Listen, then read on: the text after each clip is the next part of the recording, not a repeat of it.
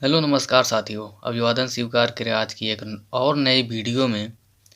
आज की इस वीडियो में हम लोग अपने सेंटेंसेस टाइप्स को कंटिन्यू रखने वाले हैं।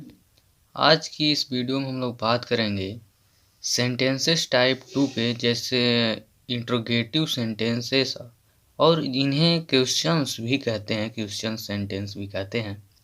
तो आज इनके बारे में हम लोग जानेंगे कि आखिर ये होते क्या हैं और ये बनते कैसे हैं, और किन किन तरह से इनसे सवाल आते हैं, पूछे जाते हैं। तो देखें तो तो इंट्रोगेटिव सेंटेंसेस, आखिर इंट्रोगेटिव सेंटेंसेस किसे कहते हैं, पहले तो यही जानना ज़रूरी है, क्योंकि हम क्या कर रहे हैं उसके बारे में हमें जानना महत्वपूर्ण हो जाता है। तो इसका परिभाषा अगर देखें तो ऐसा वाक्य या सेंटेंस कह लें जिसमें किसी वस्तु, व्यक्ति या बात के विषय में प्रश्न पूछे जाने का भाव प्रकट हो। इंट्रोगेटिव सेंटेंसेस यानी प्रश्नवाचक वाक्य कहलाते हैं। इसे क्वेश्चन फॉर्म भी कहते हैं। तो इस तरह से तो आपको पता चल ही गया कि आखिर क्या होते हैं इंट्रोगेटिव सेंटेंस। चलिए एग्जाम्पल देखते हैं। एग्जाम्पल है पहला हमारे पास, do you write a letter, और दूसरा है where does he go daily.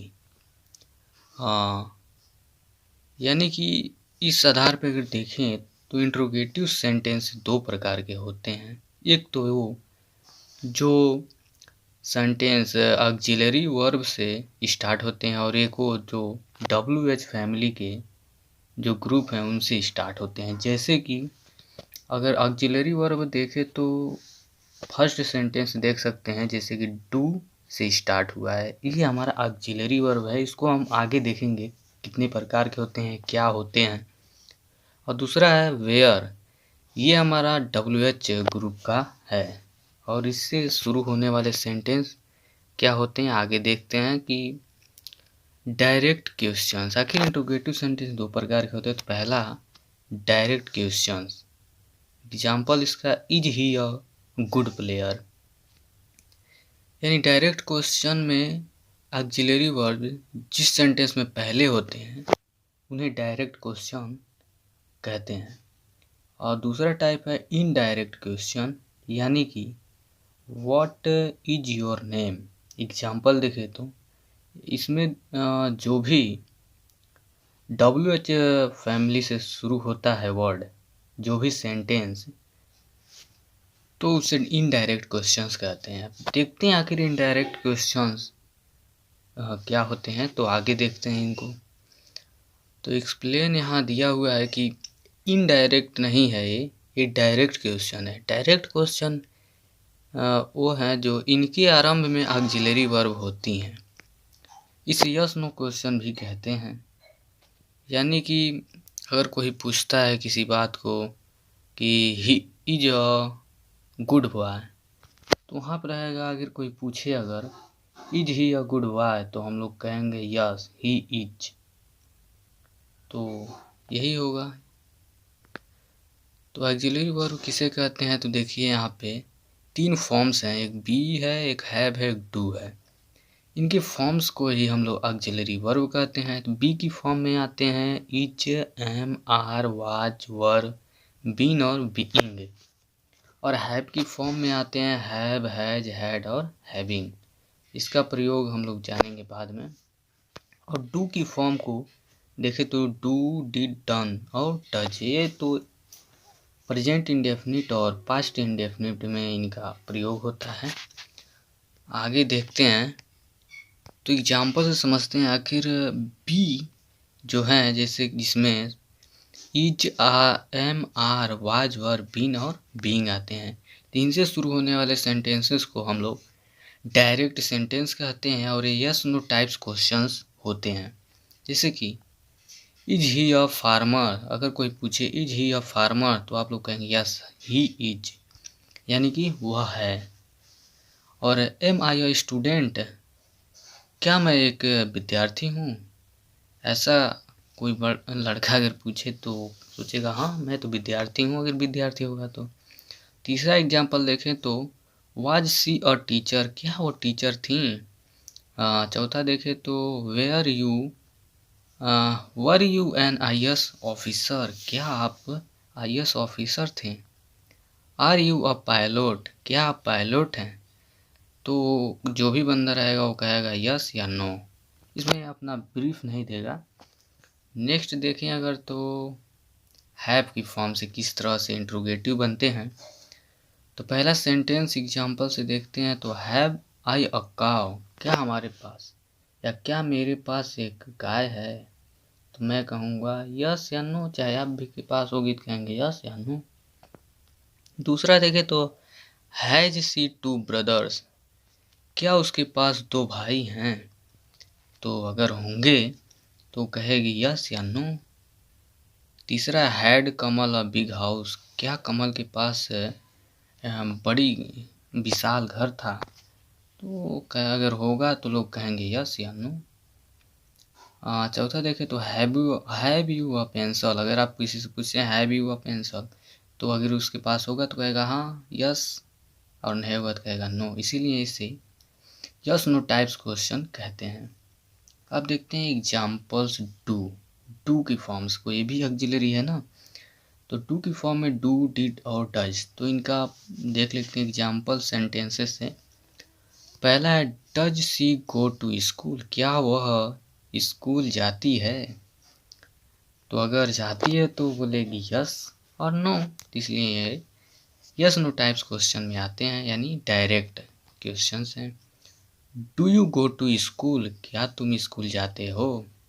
तीसरा है did you go to cinema, क्या तुम सिनेमा गए थे? तो ये सब यस नो टाइप्स क्वेश्चन में आते हैं, और ये बेसिकली प्रेजेंट इंडेफिनिट और पास्ट इंडेफिनिट इंट्रोगेटिव बनाते समय इनका प्रयोग होता है, डू की फॉर्म्स का, डू, डिड और डज का। डू जो है वो हमारे सिंगुलर के लिए आता है और प्लूरल, और डज है सिंगुलर के लिए। सिंगुलर यानी कि ही, सी, नेम, इट है किसी वस्तु का नाम, तो उसके साथ हमारा डज आता है, और डू जैसे you, be, they, I, their plural के लिए आता है, प्लूरल के लिए। और अगर पास्ट इंडेफिनिट की बात करें, did you go to cinema, अगर यहाँ पे डिड ही होता फिर भी डिड ही आता, क्योंकि पास्ट इंडेफिनिट में केवल एक ही हेल्पिंग वर्ब है, ऑक्सिलरी वर्ब, जिसे डिड है, यानी डू के सेकेंड फॉर्म यानी डिड, चाहे प्लूरल हो चाहे सिंगुलर हो, सबके साथ डिड ही प्रयोग में होता है, वो भी पास्ट इंडेफिनिट इंट्रोगेटिव बनाते समय। देखिए दिया है, इनका प्रयोग present indefinite and past indefinite में होता है और इंट्रोगेटिव सेंटेंस बनाने के लिए होता है। तो ऐसा देख लिए हम लोग। अब प्रैक्टिस अगर देखें तो she drinks milk in the morning, तो इसका बनेगा does she drink milk in the morning.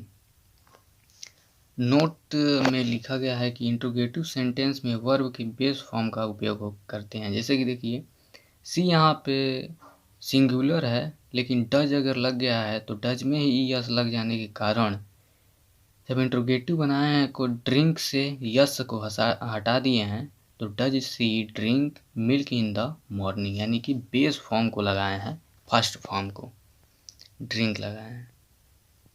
हाँ प्रैक्टिस है, ये देख लीजिए 4 क्वेश्चंस हैं।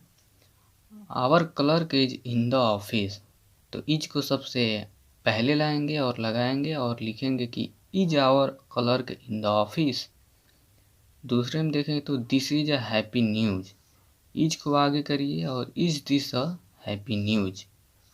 न्यूज में यस प्लूरल नहीं है, न्यूज में यस वैसे ही रहता है। तीसरा देखें तो सी लिव्स अब्रोड, तो हो जाएगा इसका डज सी लिव अब्रोड। देखिए इसमें भी इंट्रोगेटिव जब बनाए हैं तो डज में ऑलरेडी यस लगा है, तो जो बेस फॉर्म है उससे यस को हटा दिया गया है। तो इंट्रोगेटिव बनाते समय वर्ब की बेस फॉर्म में यस अथवा यस को हटा दिया जाता है।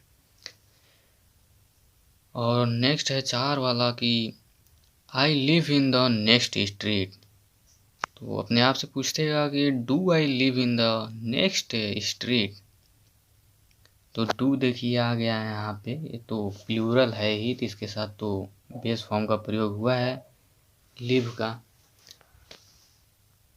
नोट में देखें तो जब वाक्यों का शुरुआत क्या, कब, कैसे, कहाँ, कौन इत्यादि से होता है तो उसे इंट्रोगेटिव सेंटेंस कहते हैं। आगे हम लोग जानेंगे कि आखिर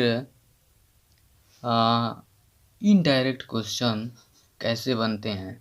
जैसा कि यहाँ पे हमने आपको दिखाया है कि क्वेश्चन दो प्रकार के होते हैं। तभी हम लोगों ने डायरेक्ट क्वेश्चन के बारे में तो बात किया, किस तरह से कहाँ से पूछा जाएगा, लेकिन अभी हमारा ये बच गया है कि इनडायरेक्ट क्वेश्चन क्या होते हैं। तो हम लोग बात करेंगे इसके बारे में अगले वीडियो में। तब तक के लिए यहाँ पे आप लोग हमें विदा करें और मिलते हैं नेक्स्ट वीडियो में। तब तक के लिए जय हिंद, जय भारत। सपोर्ट करना ना भूलें।